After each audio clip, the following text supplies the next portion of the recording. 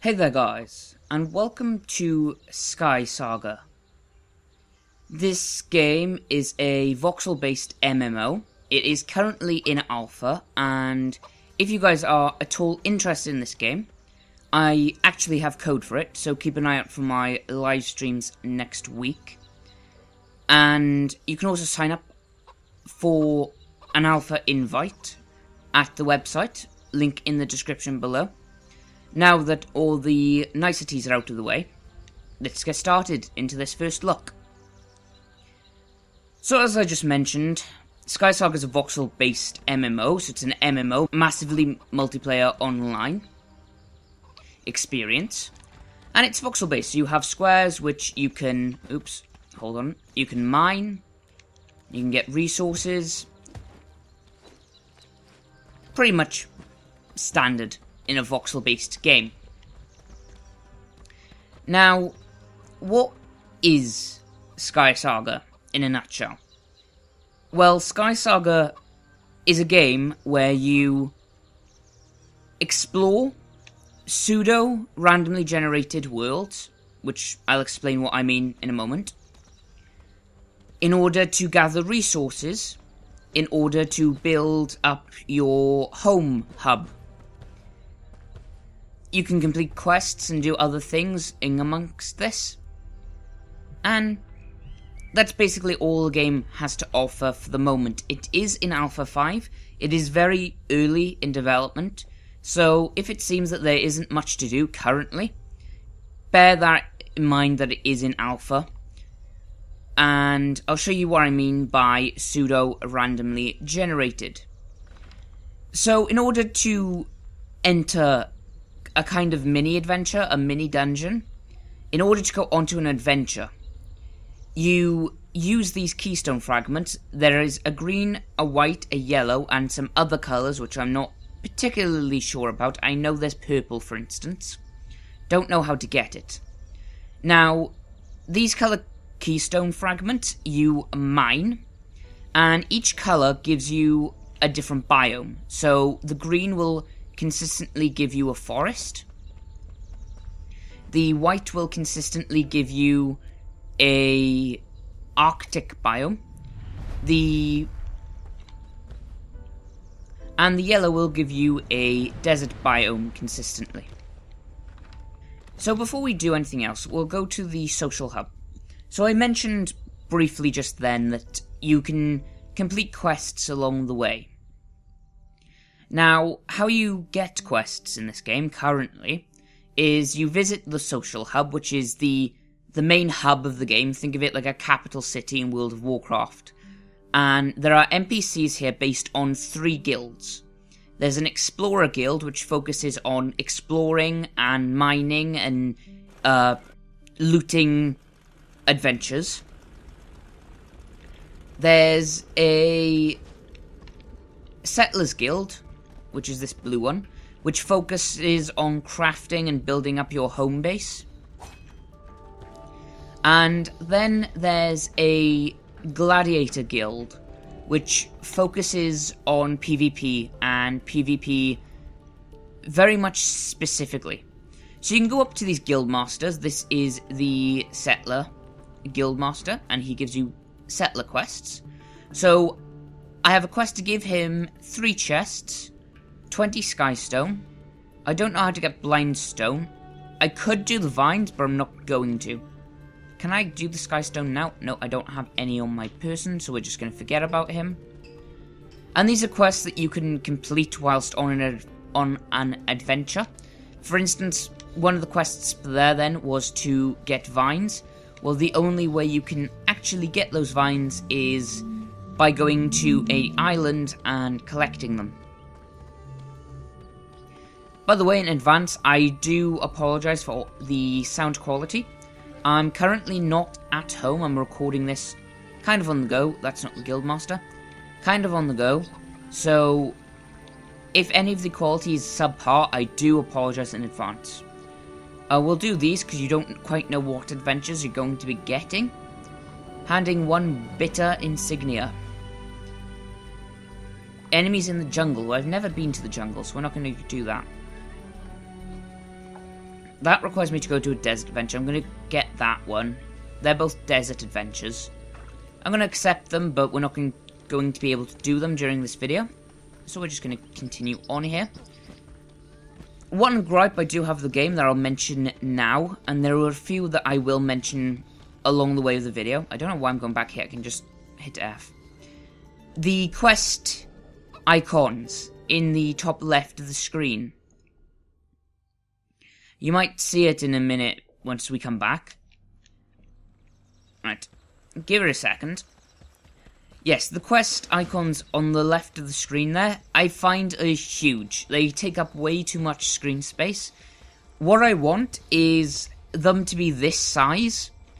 And some of them have progress bars. You can see the collect Skystone has the 0 to 20. As I collect Skystone, that bar fills up with orange.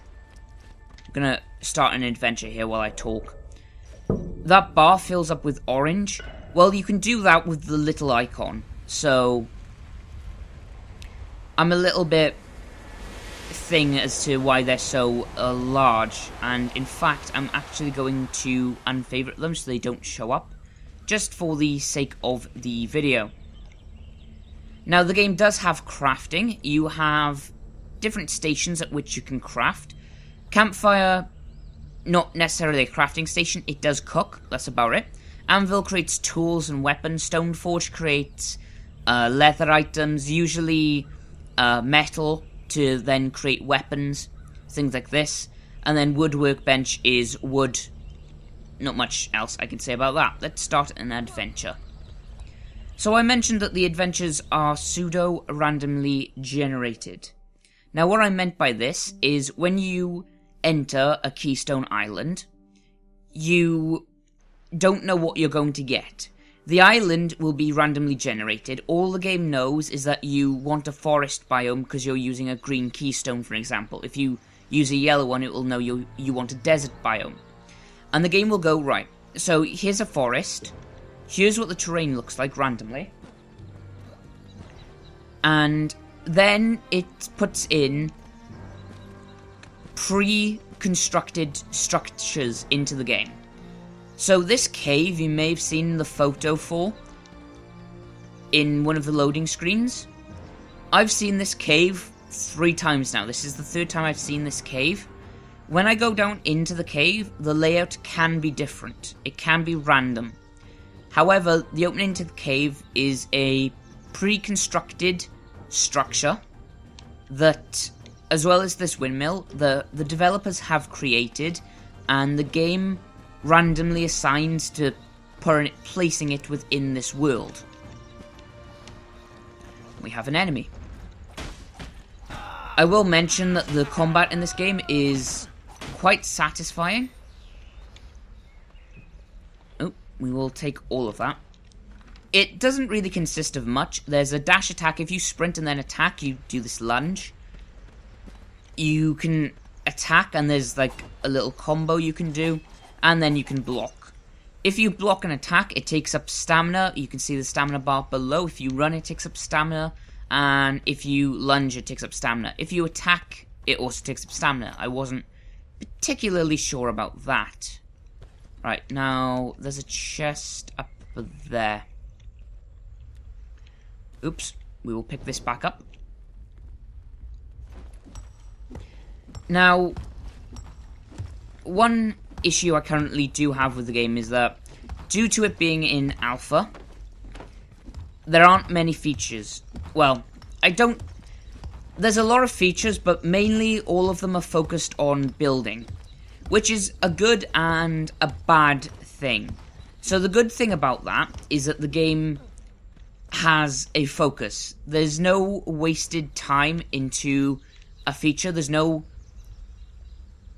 I would say, incomplete features, per se. Take all that. All the features that are in the game feel like they can be updated, but they are complete enough to use. And with the building, there's so many materials you can use. Should have blocked that then. Oh. There are so many materials that you can use and so many designs that your imagination can take you very, very far in this game. So yeah. Now this is what I mean by pseudo-random generation. So the last time I found one of these caves, I came down here. If I turned left, this opened up into something. So I could go left and I could go right. This is also different as well, how this is generated. So that's kind of what I mean by pseudo-random generation. It does make the game quite fun. It's nice to know that you can just jump into a world and either see something you haven't seen before, or here's the way out. Either see something you haven't seen before, or even find a challenge that you haven't faced before either. It's a ton of fun. It really, really is. And that's basically what a world entails. This was a small world. There are, if you could see my keystone crafting, there are many different kinds of worlds that you can create. There's a light keystone, which you get by default, and there's a medium keystone, which you get by default as well. The light keystone opens up a very small world with very insignificant loot options. So the loot you'll get from a light keystone, a very small world, is going to be not particularly too valuable. The medium keystone opens up to a medium-sized world, and the loot is very much better than the light keystone is. And then you have the dark keystone, which I opened up from loot. I learned the recipe for it, and now I can craft it, but I don't have the necessary resources to do so. And a lot of the game's about collecting resources, using them to craft different things. You can see here what I meant by building. There's a lot of different furniture options and things, a lot of different stone pieces, and a lot of recipes I don't own. You actually find recipes, you can buy them in the social hub. And there's a lot of different things. And things are also extremely customizable. For example, with this, for instance, if I take out these and put them in here. Nope, put them in here. So we'll take the sword, for example. If I made it using Sky Iron, the sword is grey, right? The blade is grey. But if I used Verdant, it's green. And a lot of things work like that. It's the same for the wood. If you use a different kind of wood, you can see on my sword has like a purple handle. It's because the wood I used for it is purple. Right, where did I put this now? There we are. Moving along. Now, one thing I do want to say about the game before this video kind of ends, and it's kind of the main point I have for this first look, is this game is very personal. And when I was told about this game initially, someone likened it to Trove, and I don't think that's particularly accurate. Yes, it has the MMO aspects like Trove does, but it doesn't have the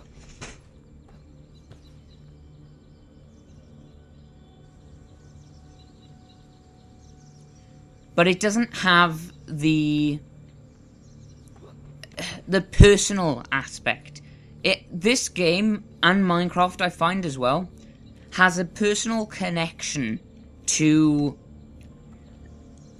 the player.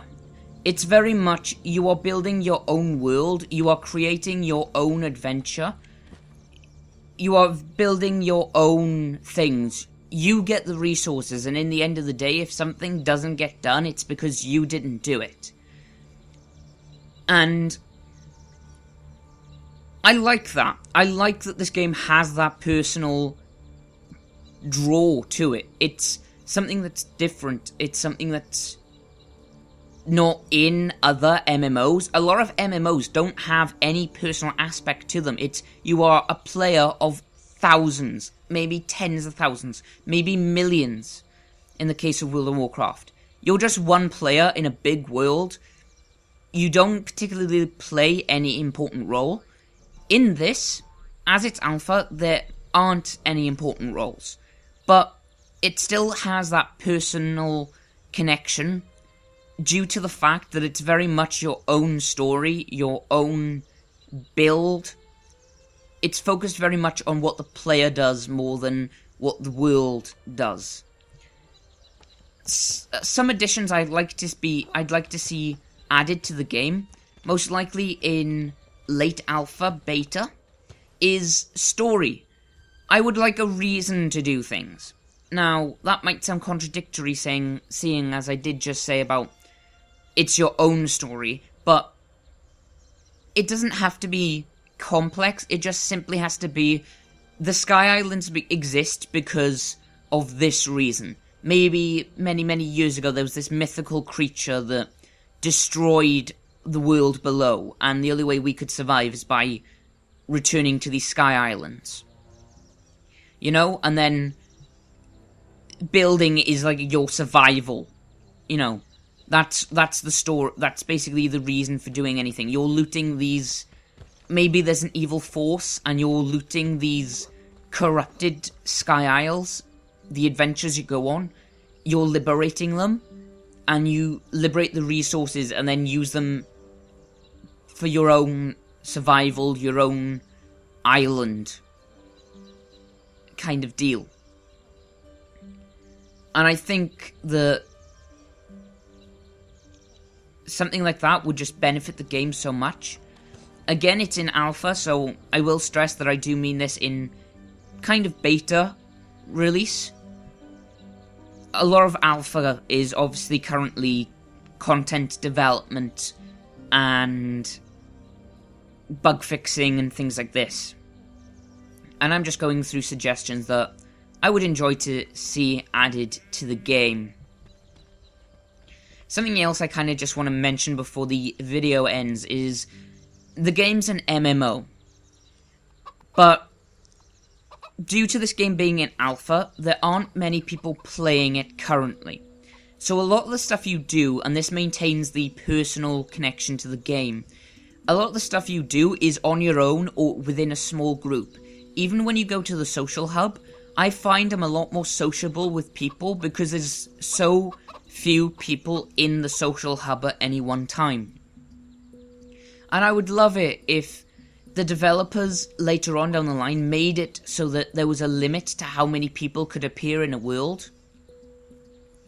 For example, I went to a Keystone Island once, and the most players I've ever seen on a Keystone Adventure Island was 6, including me. And that was too many people. The island got cleared of mobs before I could do anything. I killed one mob, and the other guys basically speedran it. They just focused on find the boss, kill the boss, done, leave. Loot the place. Whereas I like the idea that I'm involved. I like the idea that I get to kill things. I get to be involved in the boss fight. I get to loot. I get to go out afterwards and destroy the island, ruin it, gather all of the resources for my own personal gain. I like that aspect. And having 6 players on one of these adventures, I found to be a bit too many people, simply because everything got done too quickly, and that personal connection I mentioned was lost. I wasn't involved anymore. And I think when that personal connection is lost, this game does lose something. And this game is currently alpha, and it is currently awesome. I'm really enjoying myself with this game, and I'm going to be playing it quite a bit. I'll probably slow down now. I've actually progressed, like, where I've wanted to progress. All I can really do now is build. I think mainly I'm going to be focusing on doing adventures and things, but I'll probably slow down until they add new content to the game. I will be streaming it, guys. If you are interested in that, check out my stream in the link below in the description. I've been Phoenix Cypher, guys. I've been your host. Thank you for watching this SkySaga first look video. Adios, mis amigos. Go.